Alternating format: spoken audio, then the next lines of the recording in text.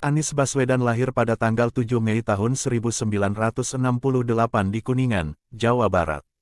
Kedua orang tuanya merupakan pendidik, ayahnya bernama Rashid Baswedan dan ibunya bernama Aliyah. Beliau lahir dari keluarga terpelajar. Bapaknya, Rashid Baswedan pernah menjadi wakil rektor Universitas Islam Indonesia sedangkan ibunya Aliyah seorang guru besar Universitas Negeri Yogyakarta. SD IKIP Laboratori II, Yogyakarta lulus pada tahun 1982 melanjutkan sekolah di SMP Negeri 5 Yogyakarta dan lulus tahun 1985 setelah lulus SMP, ia melanjutkan sekolah di SMA South Milwaukee, Senior High School AFSYR Program Wisconsin, Amerika, keluar tahun 1988 melanjutkan sekolah di SMA Negeri 2 Yogyakarta. Pada tahun 1989 mengambil S1 di Fakultas Ekonomi UGM Yogyakarta dan lulus tahun 1995 mengambil S2 di University of Maryland, School of Public Policy, College Park, Amerika Serikat dan lulus tahun 1998 mengambil S3 di Northern Illinois University, Department of Political Science, DeKalb, Illinois, Amerika Serikat dan lulus tahun 2005 ketika menempuh pendidikan SMA. Ia mendapatkan beasiswa untuk mengenyam pendidikan 1 tahun di Amerika sehingga kelulusannya di SMA molor 1 tahun. Harusnya lulus tahun 1988 menjadi 1989. Setelah menyelesaikan pendidikan SMA, ia menyandang gelar sarjana ekonomi pada usia 26 tahun. Mulai kuliah, Anies Baswedan aktif dalam lembaga kajian ekonomi di Pusat Antar Universitas Studi Ekonomi UGM. Ia kembali mendapatkan beasiswa untuk menyelesaikan program magister dan dokter. Dunia sekolah Anies Baswedan memang terbilang istimewa, beberapa kali mendapat beasiswa sekolah di luar negeri. Sejak duduk di bangku SMA, profil Anies Baswedan memang dikenal aktif.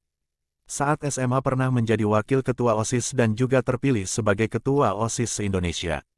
Begitu juga selama di perguruan tinggi, ia pernah menjabat sebagai Ketua Senat UGM pada tahun 1992. Perjalanan karir Anies Baswedan. Nama Anies Baswedan mulai dikenal secara nasional setelah mendapat gelar doktor di Amerika dan kembali ke Indonesia. Setelah itu, ia mengemban tugas jadi Direktur Riset The Indonesian Institute yaitu sebuah organisasi yang fokus pada analisa kebijakan publik dan riset. Karirnya berlanjut saat terpilih jadi rektor termuda di Universitas Paramadina Indonesia pada usia 38 tahun. Janjinya ingin menuntaskan dan mengisi kemerdekaan Indonesia melalui pendidikan yang digelorakan dalam berbagai kegiatan. Sebelum terjun ke dunia politik, Anies Baswedan dikenal sebagai pelopor berdirinya Indonesia Mengajar. Melalui gagasannya, ia ingin bangsa Indonesia diisi oleh manusia-manusia yang memiliki kepribadian dan budaya unggul untuk mensejahterakan dan memajukan Indonesia. Dari gagasan tersebut, profil Anies Baswedan semakin dikenal pasca terjun ke politik praktis dengan menjadi Gubernur DKI Jakarta dan Menteri. Setelah menjadi gubernur, kini Anies Baswedan melanjutkan langkahnya menjadi calon presiden pada pemilu 2024 mendatang. Karir politiknya mulai terlihat saat menjadi juru bicara pasangan Capres Joko Widodo Yusuf Kala. Cita-citanya mengenai pendidikan pun mulai terwujud setelah dipilih oleh Jokowi menjadi Menteri Kebudayaan dan Pendidikan Dasar dan Menengah dalam Kabinet Kerja tahun 2014 sampai tahun 2019. Namun di tengah menjalankan tugasnya, ia terkena reshuffle pada tanggal 27 Juli tahun 2016. Tidak jadi menteri lagi, ia diminta oleh Prabowo Subianto maju bersama Sandiaga Uno maju dalam Pilgub DKI Jakarta 2017. Hasilnya, Anies Baswedan menjadi gubernur dari tahun 2017 sampai tahun 2022, ditemani Sandiaga Uno hingga 2020. Melihat profil Anies Baswedan, sejak SMA ia memang seseorang yang aktif berorganisasi. Sampai pada akhirnya namanya menasional dan dikenal oleh banyak kalangan. Terlebih setelah menjadi menteri dan gubernur. Calon Presiden 2024 dan partai pendukungnya. Koalisi Perubahan dan Persatuan semakin meneguhkan diri sebagai koalisi pertama yang sudah terbentuk dan memiliki calon presiden untuk pemilu 2024, yakni Anies Baswedan. Dalam piagam yang ditandatangani oleh 3 ketua umum partai politik, yakni Ketua Umum Partai Nasdem Surya Paloh, Ketua Umum Partai Demokrat Agus Harimurti Yudhoyono, dan Presiden PKS Ahmad Syaihu. Piagam itu menjadi modal pokok dan keputusan bulat memajukan Anies Baswedan sebagai calon presiden tahun 2024 sampai tahun 2029. Dalam keterangannya Ketua DPP Partai Nasdem Willy Aditya yang juga anggota tim kecil mengatakan 3 parpol telah sepakat dan diikat oleh kehendak rakyat atas putusan terbaik memilih Anies Baswedan untuk dicalonkan pada 2024. Kami sepakat, ini jadi sebuah kepastian yang lebih membuat cakrawala kita tentang capres dan koalisi kita sudah memiliki kepastian.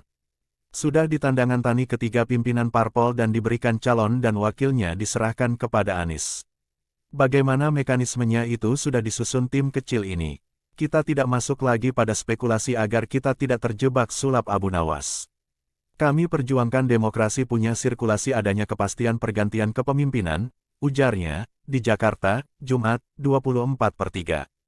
Hal ini karena koalisi masih membuka komunikasi dengan banyak partai dan mencari sosok wakil calon presiden yang kemudian akan diseleksi oleh tim 8. Saat ditanya terkait target deklarasi paket capres dan cawapres, Willy memperkirakan akan dilakukan setelah Ramadan. Setelah Ramadan ini kami istiqomah dulu. Kenapa belum menetapkan kapan akan melakukan deklarasi besar, berharap ada partai lain yang bisa bergabung, ujar Willy. Semua bersepakat menyerahkan itu kepada Anies untuk memilih dan menentukan siapa yang akan mendampinginya. Namun, hasil rapat dengan masing-masing ketua umum menugaskan itu kepada tim 8 yang akan mematangkan, melakukan proses seleksi, dan mendiskusikan serta memfinalisasi siapa yang akan jadi cawapres. 6 poin kesepakatan dalam konferensi pers di Sekretariat Perubahan Kebayoran Baru Jakarta, Jumat 24/3, Sekretaris Jenderal Partai Demokrat, Teuku Rifki Harsha, mengemukakan 6 butir kesepakatan yang tertuang dalam piagam koalisi. Pertama yakni Partai Nasdem, Demokrat dan PKS telah sepakat menamai koalisi dengan sebutan Koalisi Perubahan untuk Persatuan. Kedua adalah kesepakatan mengusung Anies Baswedan sebagai calon presiden tahun 2024 sampai tahun 2029. Ketiga yaitu Anies Baswedan diberikan mandat untuk mencari dan menentukan calon wakil presiden. Keempat memberi keleluasaan kepada calon presiden untuk berkomunikasi dengan partai politik lainnya, dalam rangka memperluas basis dukungan, jelas Rifki. Kelima adalah telah disepakati untuk dibentuk sekretariat bersama yang difungsikan tim kecil melakukan persiapan koalisi perubahan. Keenam, Koalisi Perubahan sepakat akan pada waktunya mengumumkan pasangan calon presiden dan calon wakil presiden yang diusung di Pilpres 2024. Sementara itu, yang juga hadir dari keterangan pers tersebut Ketua DPP PKS Al-Muzamil Yusuf mengungkapkan dengan adanya piagam tersebut maka sudah dipastikan ambang batas parlemen untuk mengusung capres sudah terpenuhi 28,3%. Kami mendengarkan aspirasi publik bahwa kenapa terbaik mengusung Anies Baswedan. Kami akan lanjutkan untuk dengarkan suara masyarakat untuk mencari cawapres yang paling pantas. Kami sudah rumuskan mekanisme lebih utamakan suara publik. Kami tidak eksklusif 3 parpol ini, kami tetap terbuka parpol lain yang bergabung ke sini dan Anies juga berkomunikasi dengan parpol lain atau pimpinan parpol koalisi ini, ungkapnya. Dia juga menghimbau kedewasaan demokrasi kita sesuai yang diamanatkan UU sehingga semua parpol bisa mencalonkan capres dan cawapresnya dan berkompetisi secara sehat dan publik bisa memilih kepala pemerintahan dengan adil dan aman. Menghasilkan kualitas pemilu dan pimpinan yang baik pula.